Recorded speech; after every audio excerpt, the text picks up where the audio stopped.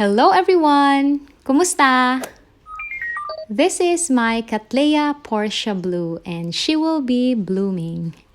Excuse me, naiapan.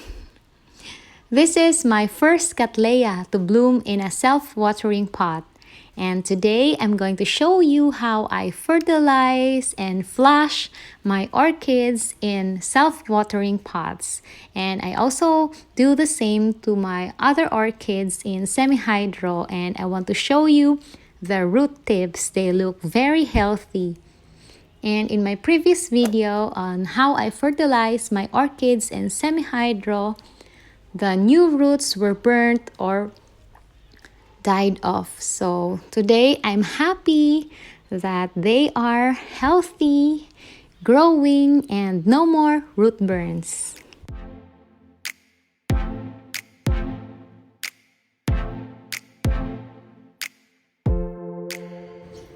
This is one of my phalaenopsis in self-watering pots, and she is growing crazy aerial roots. But I want to show you that the roots which are touching the leca or hydroton are also perfectly fine.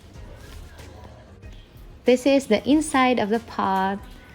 The aerial roots are growing longer, and there are also roots that are growing into the leca or into the pot, and they look really healthy.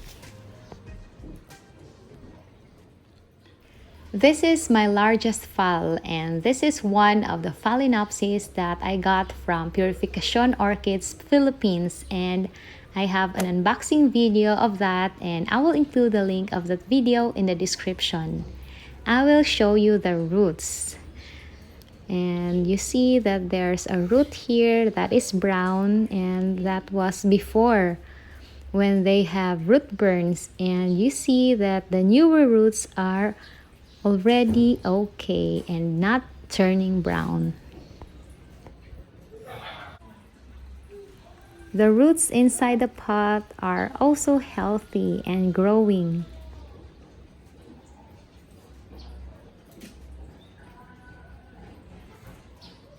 This is my oncidium Cheery baby, and before in my previous video, this is also healthy, but I want to show you that until now her roots are still okay.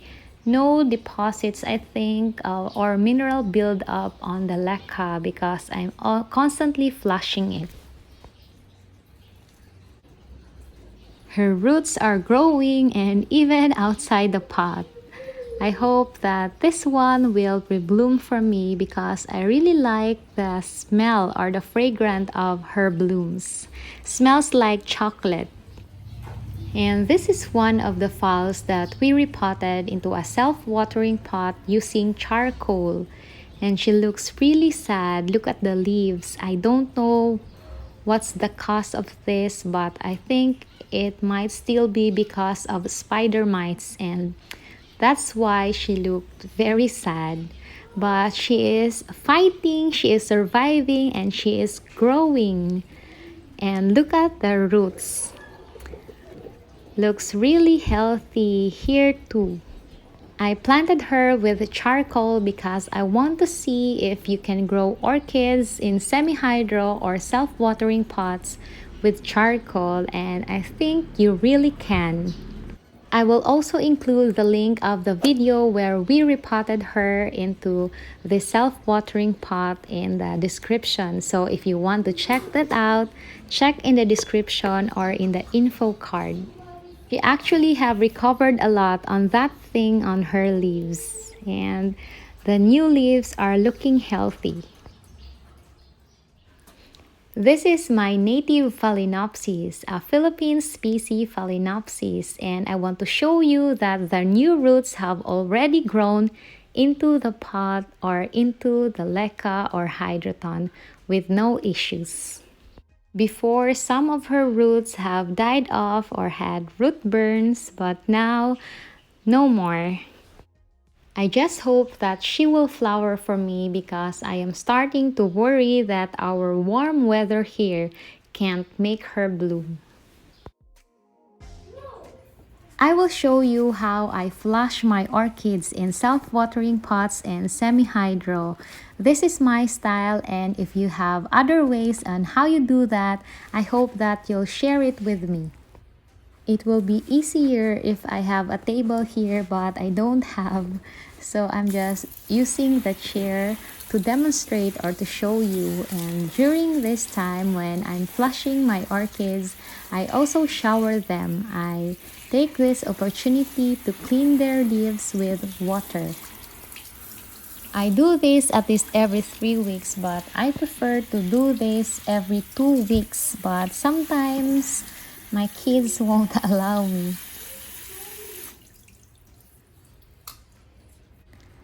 After I shower her, I will just leave her like this to soak the medium, to soak the leca and the roots. And I will do the same to the other orchids. And I will just leave her like this until I'm finished with the other orchids and I'm finished preparing the fertilizer.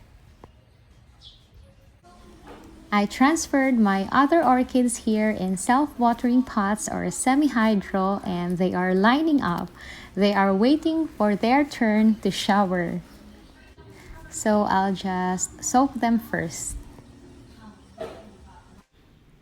Before I show you how I mix the fertilizer for my orchids in semi-hydro, I will show you our water first. This is a tap water. It came directly from the faucet. And on the other cup is a purified water, the one that we used to drink. And we bought this for 25 pesos per container refill. This is a TDS meter which I bought from Shopee, and this is used to measure the hardness or softness of your water. But I'm not an expert on that. I'll just measure the water to see the ppm. So it starts with 0.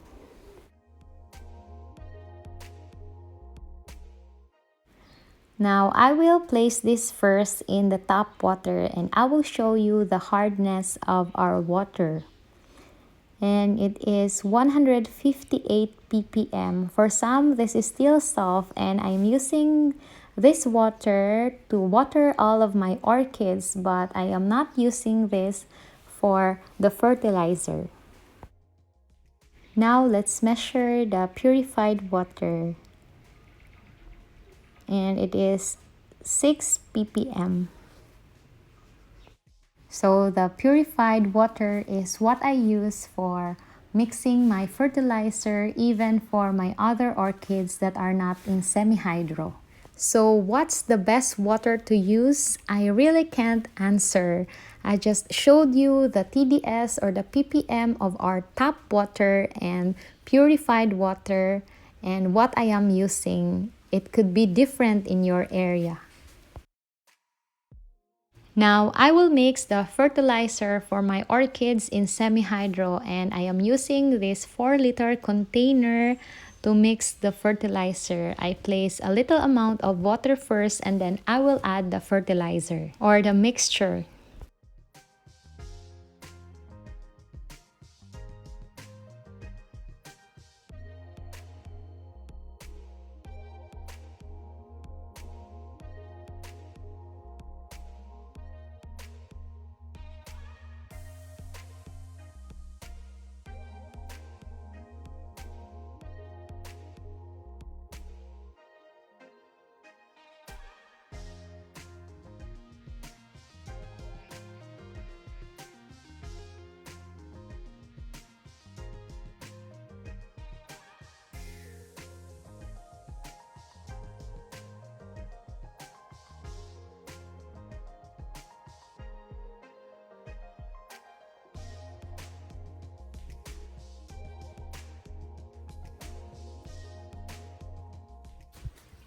Now let's check the water with the TDS meter.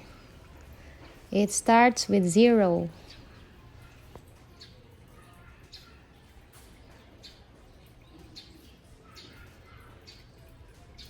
It is 330. My limit is 350. 350, and if it's over 350, I add more water.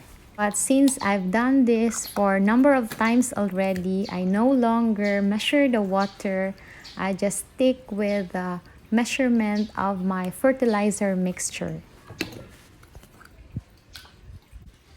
I will now use the fertilizer mixture, and I will also pour some in this sprayer because I will also spray the leaves with fertilizer.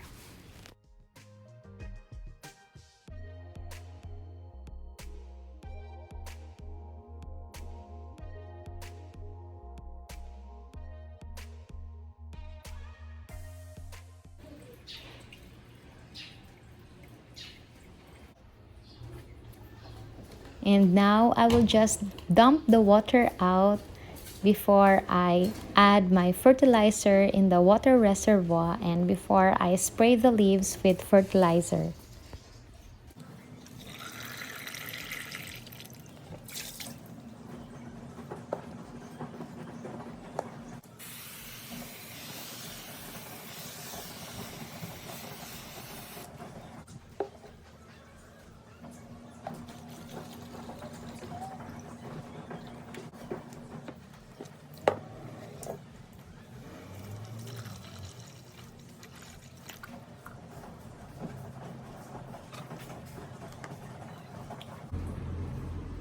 She is done, and now I will do the same to the other orchids.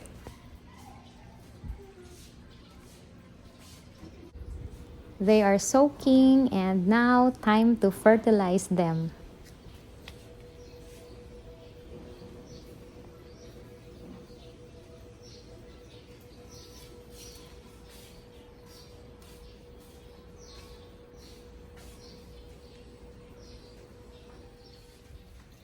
And I have finished fertilizing these orchids. I have sprayed their leaves with fertilizer and I have filled up their reservoir with fertilizer. And now I'll just bring them back to the plant stand. And they are back. I will check them every week, and if the water is empty, I will just add water or fertilizer mixture. It will depend. And after 3 weeks, I will repeat the same process. Flush them and spray them with fertilizer and refill their water reservoir. I also did it with my CATTLEYA seedlings, and I used the same fertilizer mixture because I ran out of fertilizer for seedlings, so I used 2020 for these CATTLEYA seedlings. Same mixture or formula. If you want to see my CATTLEYA seedlings, I have a video about them and I will include the link of that video in the description. My other CATTLEYA seedlings are already up-potted. Thank you for being with me. Check out my other videos and don't forget to like and subscribe. Thank you for watching. Maraming salamat. Paalam. See you in my next videos.